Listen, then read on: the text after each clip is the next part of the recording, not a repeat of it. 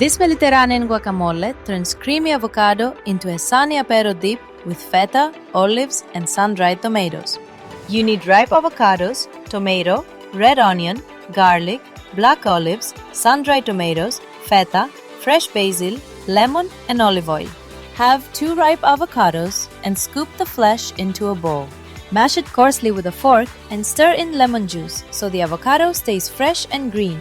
Finally dice the tomato, red onion, sun-dried tomatoes, and olives and mince the garlic.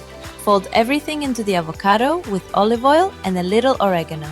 Crumble feta over the top and gently fold in a few fresh basil leaves. Season with salt and pepper and serve with crunchy grissini and fresh baguette.